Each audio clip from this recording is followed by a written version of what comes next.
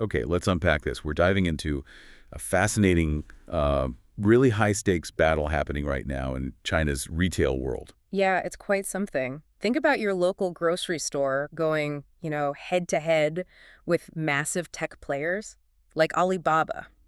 That's the scenario, and the sources you've shared paint a really, stark picture of just how tough that fight is. For the traditional players, I mean. Absolutely. We've been looking at financial reports, and some of those profit drops are just, wow, shocking. And there's expert analysis too, right? Breaking down how the tech companies are pulling ahead. Exactly. And maybe what these traditional supermarkets seem to be missing in this new landscape. So our mission for this deep dive is basically to pull out the essential insights from all this material Yeah, figure out why these established retailers are facing such huge challenges. and what this might tell us about where retail is heading. Mm. Maybe not just in China, but potentially everywhere. So where do we start? Those numbers, right? I think we have to. The 2021 first quarter financials for some of China's major supermarkets, they were pretty grim. Grim is, putting it mildly. Almost all of them saw revenue decline. That's bad enough. Take the profits. Oh, the profit numbers were devastating. Yonghui, which is, the industry leader there, Yeah, their profits dropped by a staggering 98.51%. 98%. Almost 99, yeah. And even RT-Mart, which actually has backing from Alibaba, they were down nearly 50%. Wow. Now, okay, 2020 Q1 was unusual, right? With COVID lockdowns, panic buying. Sure, there was a temporary boost, bigger baskets, people stocking up. But these 2021 numbers, they feel way too severe to just be like a reaction to that bump fading away. Exactly. That's what the analysis suggests, too. This isn't just a temporary dip. It points to a real structural problem. Okay, so what's causing it? Seems like two major forces hitting them. First, you had Jack Ma's whole new retail offensive starting around 2016. Right. That started chipping away at their base of younger, working customers. And the second force. More recently, since 2020, it's this rise of community group buying, Shek Tuangu. And that's hitting a different group. Yeah, that's now taking away even their middle-aged and elderly customers. Their core, really. So if we trace this whole disruption back, where did it really kick off? You really have to go back to 2016.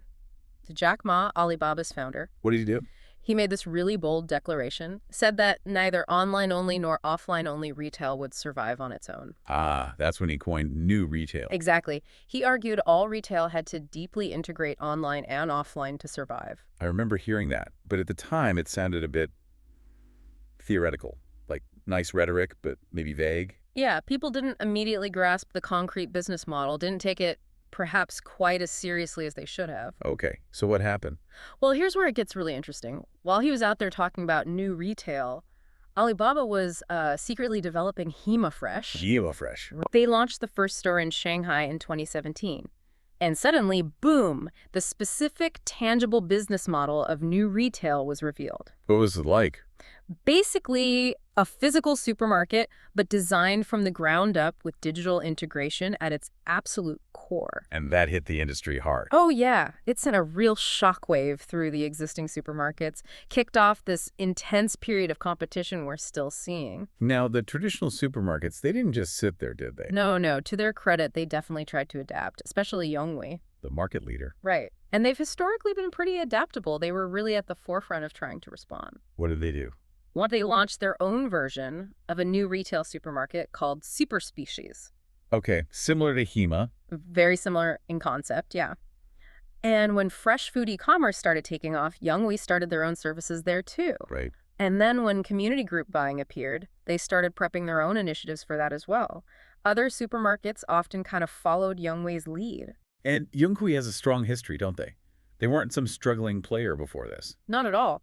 Founded back in 2001, they actually grew by doing the opposite of giants like Carrefour and Walmart. Oh, how so? While the big international players focused on huge suburban hypermarkets, Yonghui went for urban locations near stations with mid-sized stores. And they specialized. Heavily in fresh food.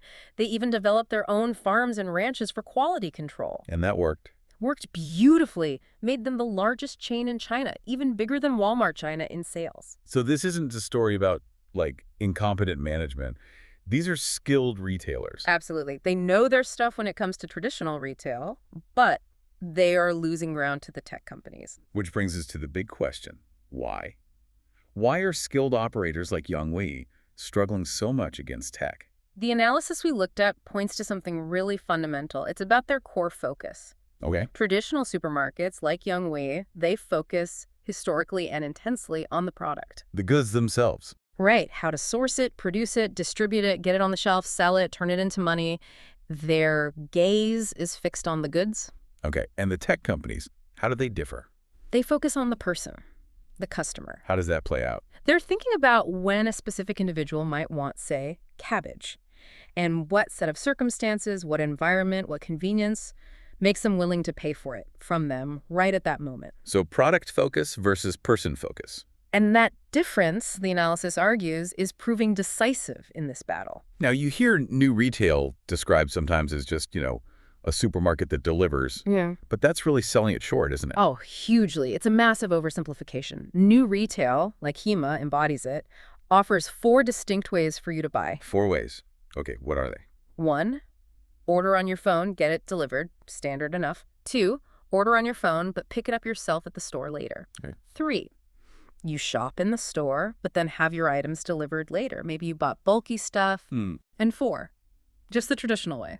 Buy in the store, take it with you. And you can sort of mix and match these depending on what you need right then. Exactly. And that solves real customer problems. Maybe you worked late, no time to walk the aisles. Or you bought heavy things like oil or water. Right. Or you need something right now versus being willing to wait. It caters to modern life, especially in busy cities like in China where people work long hours. Making dedicated grocery trips or waiting for delivery windows is hard. Precisely. It just fits better. So how did Yonghui's attempt, super species, do with trying to offer this? Well, despite trying to replicate the model, Superspecies has largely failed. Really? Yeah, it peaked at about 54 stores, but the sources say it's down to only around 20 now. Lots of closures. Any idea why it didn't work for them? An internal source cited in the material apparently said the new retail model just didn't mesh well with Yonghui's existing organization. It wasn't seen as a real forward-thinking strategic decision, more like an add-on. And delivery costs were a huge issue for them. Absolutely critical. That last-mile delivery, getting it from the store to the customer's actual door, it's incredibly expensive. How expensive? The sources suggest it can easily be half the total delivery cost because each trip only serves maybe 1 or 2 customers. And for super species, their stores were scattered. Right, so they had to build their own dedicated last-mile teams for these kind of isolated stores. Yeah. And if you don't get enough online orders coming in... Your staff are sitting around. Exactly. HEMA, for instance, apparently aims for something like 5,000 online orders a day from a standard store. That needs 60-plus delivery staff. Yeah. If you don't have that volume, your staff are idle, and the cost per delivery just skyrockets. And supermarkets run on thin margins, especially fresh food. Super thin. Yonghui's fresh food margin is cited around 13–14%. If your delivery cost per order is too high, it just wipes out that profit. Or worse, you lose money on every online order. Which makes them reluctant to push online sales. Creating a vicious cycle. Less promotion, fewer orders, higher costs, even less promotion. Okay, so if Yonghui struggled with making those costs work, how did HEMAFresh pull it off? How did they make new retail profitable? Well, it seems to come back to that sheer intensity and the data focus from day one. That 5,000 orders a day target. Yeah, the source mentions the HEMA CEO, Daniel Zhang, demanded that target per store per day right from the launch, which sounds, frankly, astronomical compared to normal supermarket traffic. I mean, a big supermarket might get 3,000 or 4,000 visitors a day, right? Let alone online orders. Exactly. So HEMA had to basically force that volume. Just discount. Aggressively. Huge discounts for online orders, yeah. But also, they trained their in-store staff to actually encourage shoppers already in the store. Wait, shoppers who were physically there? Yeah. Encourage them to get their items delivered instead of carrying them home. That seems backwards. It does. But the goal wasn't profit per that transaction. The goal was raw online order volume. Get enough orders flowing to keep the delivery teams constantly busy, spread that last mile cost across thousands of orders, and bring the per order cost down. And they used Alibaba's data to figure out where to even put the stores. Absolutely. That was key. Backed by all the data from Taobao and Alipay, HEMA didn't just open stores randomly. They used data to find areas with high density, high purchasing power. And then they clustered them. Yes. This is crucial. They didn't just put one store here, one way over there. They implemented a strategy of concentrated store placement. They opened stores close enough together, often aiming for coverage within about a 3-kilometer radius, so their service areas overlap. Ah, okay. And why is that clustering so important? It's all about the delivery logistics and cost. How does it help? Because the stores are adjacent, they can share the delivery load. If one HEMA store suddenly gets slammed with orders during a peak time, Another nearby store can take some. precisely, orders can be dynamically routed to a delivery team based at a neighboring HEMA that has spare capacity at that moment. Okay, that keeps everyone busy. Keeps staff utilized across the whole network of stores, keeps bikes on the road efficiently, and dramatically reduces the average cost per delivery compared to running isolated teams for scattered stores, like Youngwi tried with Superspecies. But managing that kind of dynamic routing, Mm. that needs serious tech, right?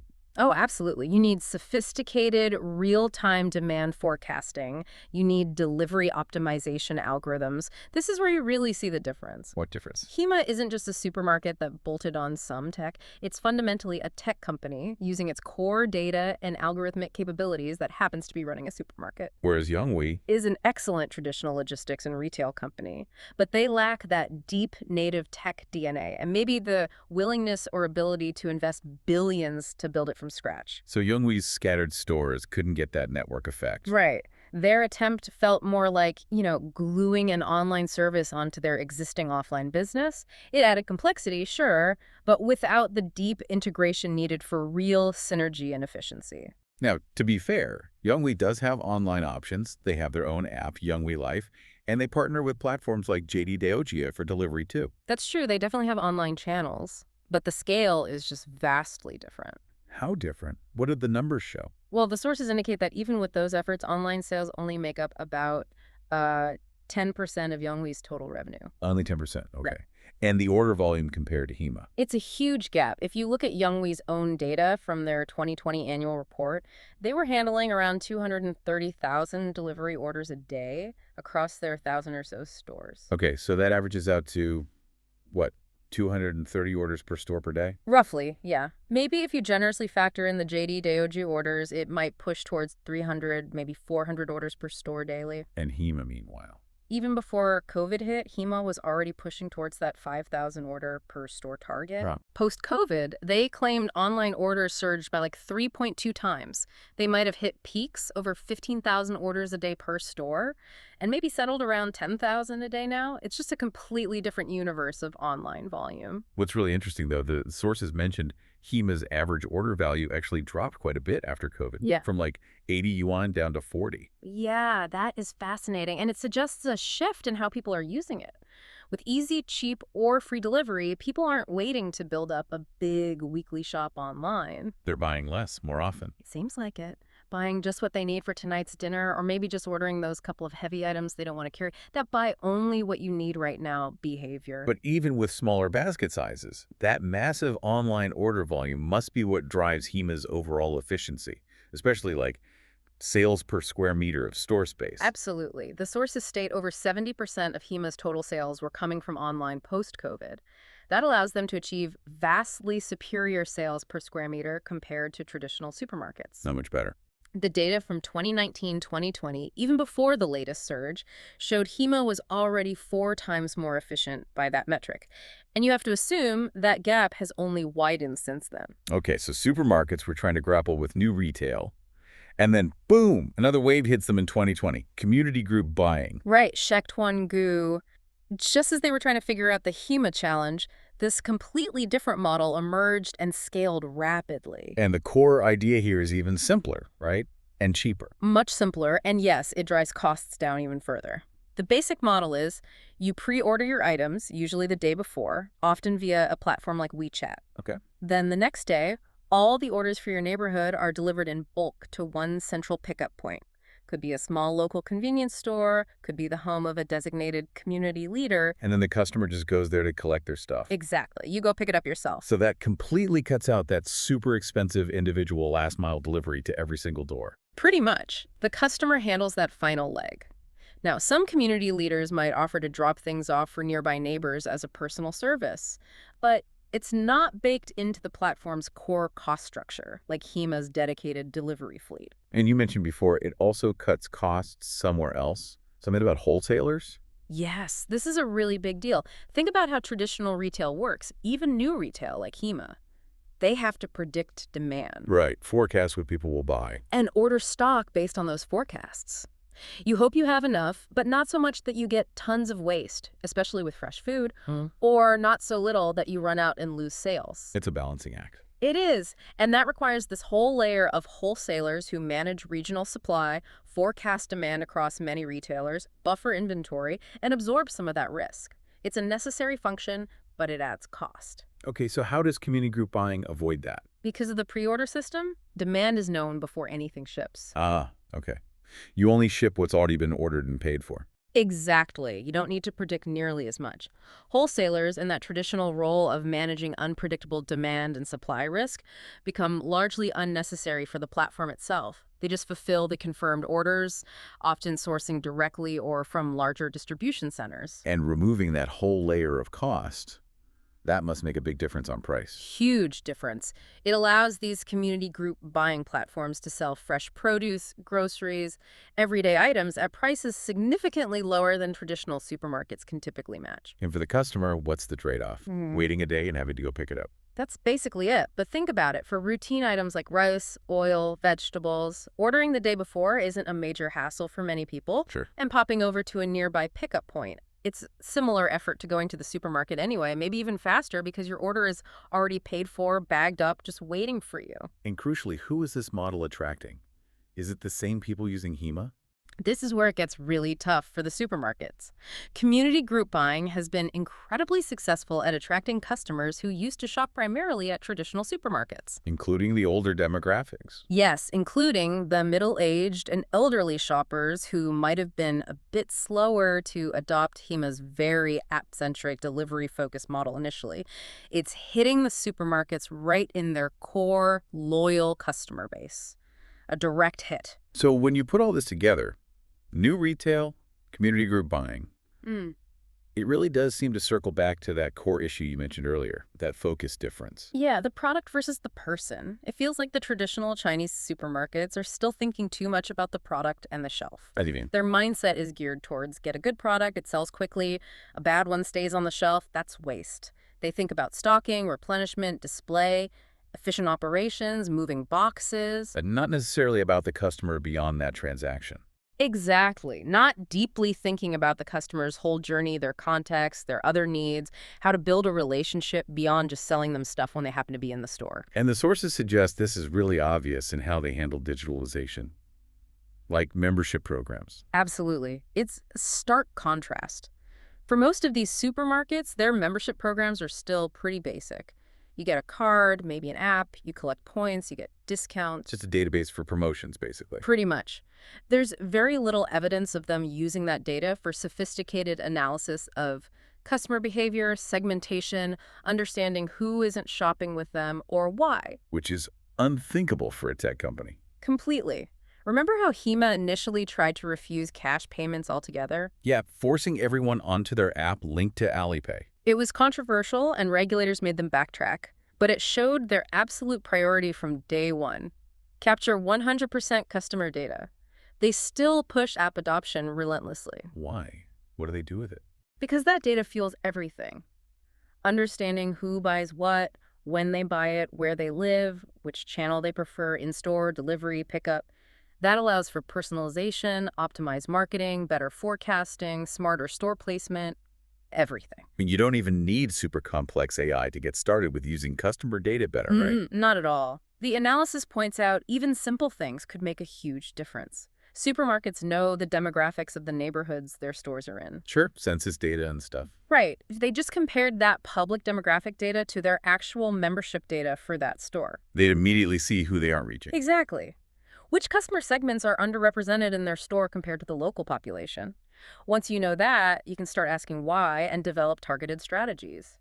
Is it the product mix, pricing, store hours, lack of specific services? It gives you a starting point. Is there anyone who's done this well? A traditional retailer who has managed to make this kind of digital, customer-focused shift successfully? Well, the sources bring up a really interesting example from Taiwan, PX Mart. PX Mart. Okay, tell me about them. They're a big supermarket chain, over 1,000 stores, and their traditional core customer base was very much, as they apparently put it, moms and grandmas. Exactly. The demographic often seen as less tech-savvy. Right. So starting around 2018, they decided to introduce their own cashless payment system, PX Pay. Okay, but how did they get the moms and grandmas to actually use it? This is the clever part. They trained their own middle-aged female staff, people who looked like and could relate to their core customers, to be dedicated helpers positioned right at the front of the store. Just to help people with the app. Yeah, patiently helping people download the app, register, link payment, make the first transaction. They made it personal, non-intimidating, and offering some points and small rewards via the app obviously helped incentivize people too. That's smart. Make it feel accessible. Very. And here's where it gets really good. Once a large portion of their customers, including the elderly ones, were comfortable using the app for basic payments. They built on that foundation. Exactly. In late 2019, they launched PX Go, which was basically their version of new retail. Smartphone ordering, options for delivery or store pickup. And the helpers assisted with that too. Same system. Those same friendly faces were there to guide customers through ordering on the app. And older customers apparently really liked it. They could order heavy stuff like cooking oil or big bottles of water for delivery. While still coming into the store to pick out their own fresh vegetables. Precisely. It solved a real pain point without forcing them to abandon their familiar shopping habits entirely. Okay, that's clever. Anything else? Yes. Then they introduced something really unique called buy in bulk, pick up piece by piece. Or fan-made case. Buy in bulk, pick up piece by piece. How does that work? You could buy, say, a whole case of soda or juice via the app, usually at a discount. But instead of taking the whole bulky case home right then, You get like vouchers. Exactly. You get digital tickets or vouchers in the app for individual bottles or cans, and you could then redeem those single item tickets whenever you wanted at any PX Mart store. Just pop in and grab one drink on your way home. wow, that is super convenient, like having your own personal stash at every store. Pretty much. And here's the kicker. You could even transfer those single bottle tickets digitally via the app to your friends or family as a little gift. No way, that's cool. Yeah, and that service really took off with younger people. They started using PX Mart almost like a convenience store for drinks because Yeah. it was cheaper than 7-Eleven. Plus, you had this neat gifting feature. So PXMart managed to use digital tools not just to serve their existing base better, but also to attract a whole new, younger demographic. That's exactly what the analysis suggests. They successfully started shedding that moms and grandmas only image by layering these clever, genuinely customer-focused digital services on top of their established physical network and the digital foundation they'd patiently built. So when we look back at the mainland Chinese supermarkets, it sounds like many of them actually have implemented some of the individual pieces, right? They have membership systems, maybe cashless payment options, they've tried delivery, they have store apps. Yes, absolutely. They have the components, many of them do. But the key difference seems to be that they haven't managed to weave them all together into an organic whole. Not that deep fusion of online and offline. Exactly. It doesn't feel like a truly integrated, seamless customer experience that starts with the customer's needs. It often feels more like, well, they added a delivery function here, they bolted on an app there, without fundamentally rethinking the core business around the digital customer. More like adding features rather than true integration. Yeah, complexity without real synergy, perhaps. And the analysis really comes back to the idea that this is rooted in the traditional retail mindset. That's the argument presented. That folks who grew up in traditional retail naturally think first about products, inventory, shelf space, logistics, operational flow. And that expertise is absolutely essential for execution, no doubt about it. But the top-level strategy needs a different starting point now. The suggestion is yes. In this disrupted environment, the strategic vision needs to start with the customer first. Who are they? What are their problems? How do they want to shop? What data do we need? And then you bring in the operational experts to figure out how to build the processes and tech to deliver that vision efficiently. Whereas the tech companies, like Alibaba with Hema, maybe because they didn't have decades of ingrained retail thinking. They were almost forced to start from the other direction. Start with the customer problem, the data, the digital interface, and then figure out how to build the physical stores and logistics to support it. Hema was born from that digital-first, customer-centric perspective. And it's not that people inside Yonghui or other supermarkets don't understand this intellectually. Probably not. I'm sure many smart people there see the challenges.